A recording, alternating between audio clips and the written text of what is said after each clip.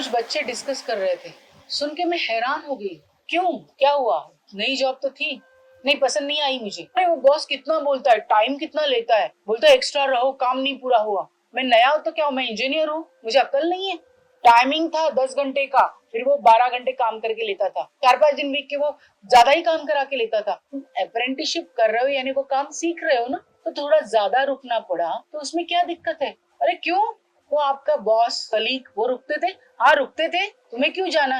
नहीं नहीं, 10 या 10 घंटे मेरे इंटरेस्ट का है नहीं, मुझे नौकरी छोड़नी है, बस छोड़ दी मैंने। सब मिलके डिस्कस कर रहे हैं कि मैंने 2 महीने में, मैंने 3 महीने में, कभी 6 महीने में, कभी 15 दिन में मैंने मिली हुई नौकरी छोड़ दी। रीजन सुन के हम जैसे लोगों को अचरज हो जाता है कि सभी लोगों को उस जमाने में इमीडिएटली नौकरी ढूंढ के उन्हीं पैसों से घर को भी देखना है, खुद का खर्चा उठाना है और अपने आगे की पढ़ाई करनी। ये कैलकुलेशन सिंपल सरल था क्योंकि हमारे पास उतना अवेलेबल नहीं था। बड़ी मुश्किल से हमारे आई बाबा ने हमको पढ़ाया लिखाया था, ये हमें पता था। हमारे बाबा की तकलीफें हमने देखी थी। उन्होंने हमें कभी नहीं कहा था कि जाके नौकरी करो, पैसे कमाओ। वो हमेशा कहते थे जाओ पढ़ो, मैं हूं ना, मैं देख लूंगा।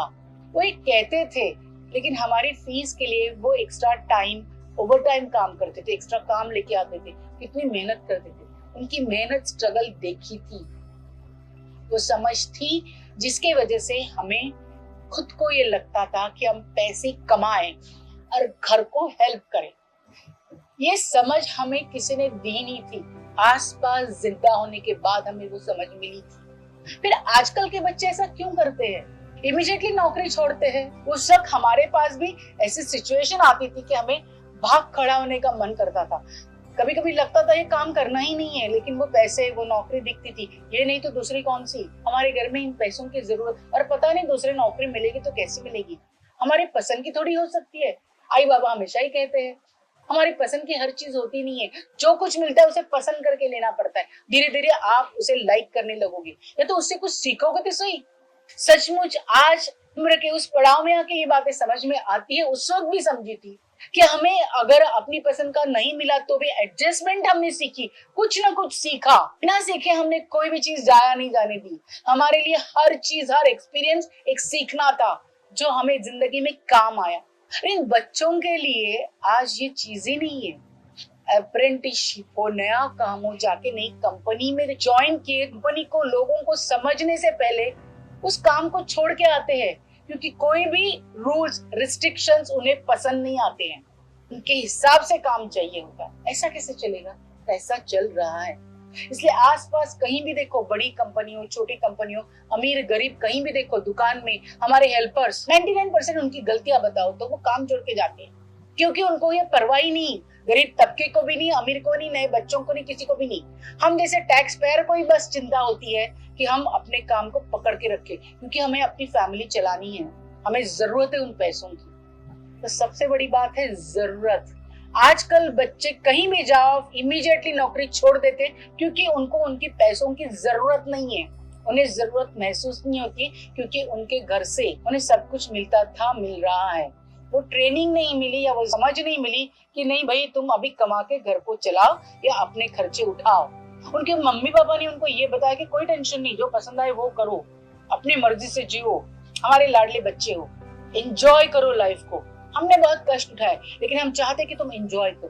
बहुत कष्ट उठा के उन्होंने सब कुछ अपने बच्चे के लिए किया, इसलिए अपने बच्चे को सुख देना चाहते हैं। वो बच्चे अपने मम्मी पापा को जाके क्या कहते हैं, वहां पे इतनी सारी परेशानी थी इसलिए मैंने नौकरी छोड़ दी। मम्मी पापा ये कहते कोई बात नहीं बच्चे, ठीक है, दूसरी अच्छी मिल जाएगी, कोई टेंशन नहीं, मैं हूं ना, टेंशन मत लो। एक के बाद दूसरी, दूसरे के बाद तीसरी, ऐसे लोग छोड़ते रहते हैं, क्योंकि उनके ऊपर कोई रिस्पॉन्सिबिलिटी नहीं है, उनको रोकने टोकने वाला कोई नहीं है। उनको अपने घर से इतना ज्यादा प्यार मिला है, इतनी ज्यादा सहूलियतें मिली है, इतना उनकी गलतियों को ढका गया है कि उन्हें आगे कुछ करने की इच्छा ही नहीं है। अपने मन मर्जी से जैसे घर में उनको ट्रीट किया गया, घर में जो एटमॉस्फेयर मिला, उन्हें काम में भी वैसा ही चाहिए। ये है आज के खाते पीते घर के यंग जनरेशन की कहानी, मेजॉरिटी लोगों की। उनमें वो एटीट्यूड ही नहीं, वो समझ ही नहीं कि आपको ट्रेन करने के लिए उस कंपनी को कितना टाइम जाएगा, आपका इंटरव्यू और सब प्रोसेस में उनके लोग लगे, पैसा लगा, टाइम लगा, उसके बाद आपको उस काम को सिखाना है, उसके लिए मैनेजर या जो भी लोग लगे उनको सबको उनको पैसा देना पड़ता है, टाइम जाता है। और उसके बाद आप काम छोड़ के चले जाते हो, या 6 महीने में 1 साल में आप काम सीख लिया, दूसरी कहीं जगह से आपको अच्छी ऑफर आई, आप इमीडिएटली वहां भाग जाते हो। आपको अपनी लाइफ में आगे जाना है, बड़ी बड़ी आगे आगे जॉब करनी है, तो इस जॉब को छोड़ के वहां छोड़ के इधर, ये भागते फिरते रहते हैं सब। 6 महीने, साल, 2 साल उस कंपनी ने, उन लोगों ने आपको ट्रेन किया, अपना पैसा खर्च किया, अब आपके ऊपर विश्वास आने लगा, आप काम सीख गए, आप आगे की जिम्मेदारी संभालोगे, ये समझने तक आप काम छोड़ के दूसरी जगह पे चले गए। फिर वो कंपनी वहीं पे, फिर उनको नया एम्प्लॉय ढूंढो, उसको तैयार करो। यानी उस कंपनी का कितना नुकसान होता है, इनडायरेक्टली उस कंपनी का नुकसान यानी हमारा नुकसान है, क्योंकि हम एक दूसरे के साथ जुड़े हैं। आपकी पसंद की जॉब सब जगह नहीं मिलेगी, और आप जो ये भागते खड़े होते हैं ना, यहाँ से वहां, वहां से यहाँ, यहाँ से वहां, तो आप बस बटे हुए हो। दुनिया ने हमें ये सिखाया है। आप एक छोटी समझ के कंपनी छोड़ के कहीं और जाते हो, बड़ी कंपनी में, पता चला वो कंपनी बंद पड़ गई, दिखने में बड़ी थी लेकिन ऐसा कुछ भी नहीं था। और जिस कंपनी को छोटा समझ के आपने छोड़ दिया, वहां पे जो कोई आया वो बहुत आगे चला गया। उसी को कहते हैं हाथ का छोड़ के आप भागते हुए के पीछे चले गए। थोड़ा सब्र करो, सीखो, उस कंपनी ने आपको कुछ सिखाया है। आपके और आपके माँ बाप के बीच में क्या है, गिव एंड टेक ही तो है। हर रिश्ते के बीच में टेक है, लेकिन उसमें सब में एक बंधा हुआ रिलेशन है, एक समझ है, एक प्यार है। वो समझ और प्यार हर काम में होनी चाहिए। आप काम पे टिके रहो, धीरे धीरे वो पसंद आएगा, और आपको जो चाहिए वो धीरे धीरे मिलेगा, एक साथ नहीं मिलेगा। आज हर कंपनी में यही हाल है, स्किल्ड लोग मिलते नहीं, मिले तो भाग जाते हैं, कोई श्योरिटी नहीं।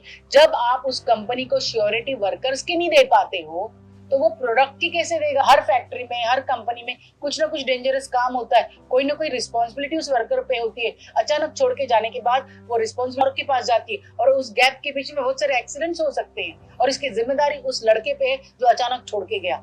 कभी समझा है, सोचा है? अचानक फैक्ट्री में आग लग गई, क्योंकि वो जो मेंटेनेंस का आदमी था, उस लड़के ने अचानक जॉब छोड़ के चला गया, तो 2-4 दिन मेंटेनेंस का कोई आदमी ही नहीं आया, अंदर शॉर्ट सर्किट हो गया, किसी को पता ही नहीं चला, आग लग गई। ये बातें आपने सुनी नहीं है कि हमारे आपकी वजह से चीजें होती है। थोड़ी श्योरिटी आपको अपने घर में भी तो चाहिए होती है। आपके जो हेल्पर्स होते हैं वो अचानक छोड़ के चले जाते हो, आप उनके ऊपर डिपेंड हो, आपने काम पकड़ा है, आपको जाना है, बच्चे के एग्जाम है, लेकिन आपके हेल्पर ने, आपकी मेड ने अचानक छुट्टी ले ली, तो आपको कितनी तकलीफ होती है। एक छोटी हेल्पर आपके घर की जाती तो आपको कितनी परेशानियों का सामना करना पड़ता है। तो बड़ी कंपनी में इस तरह से ये हमेशा ये बच्चे जॉब छोड़ के जाते तो वो कंपनी को कितना नुकसान होता होगा, कितनी परेशानी होती होगी। और ऐसे एक कंपनी नहीं, पूरी दुनिया, फिर वो कंस्ट्रक्शन हो, हॉस्पिटल हो, क्लिनिक हो, जो भी हो, सभी जगह पे ये हो रहा है। डॉक्टर को असिस्टेंट चाहिए, ठीक से असिस्टेंट मिला नहीं, ठीक से दवाई नहीं दी गई, वो डॉक्टर अकेला कितना करेगा। नया असिस्टेंट आया, उसने ठीक से काम नहीं किया, किसी की जान गई, कोई ज्यादा बीमार पड़ा। इतने सारे इंसिडेंट है, कुछ सामने आपके आते, कुछ नहीं आते। और इसकी वजह है हमारे में वो पेशेंस नहीं है, वो ग्रेटिट्यूड नहीं है।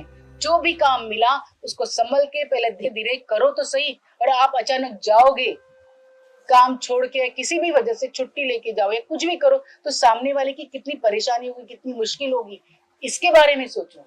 आज हमने अपनी सिचुएशन का फायदा उठाया, कल को हमारी सिचुएशन का कोई फायदा उठाए। पता है, आप 6 महीने, साल भर, 2 साल तक आपको नौकरी नहीं मिली, आपकी हालत खराब हो गया, और आपको पता चला कि नहीं यार, मैंने वो नौकरी नहीं छोड़नी चाहिए, लेकिन टाइम निकल गया है। एक गलती से सीखो तो सही। जिंदगी भर गलतियों से सीखने के लिए, जिंदगी इतनी बड़ी नहीं है, इतना वक्त किसी के पास भी नहीं। और अपने जवानी के जोश में, अपने डिग्री के जोश में आपको किसी की जरूरत नहीं, उस एटीट्यूड में आए हुए लक्ष्मी को इस तरह से दुत्कारो मत। काम को रिस्पेक्ट देके करो। देखो, आपका अच्छा ही होगा, बुरा नहीं होगा।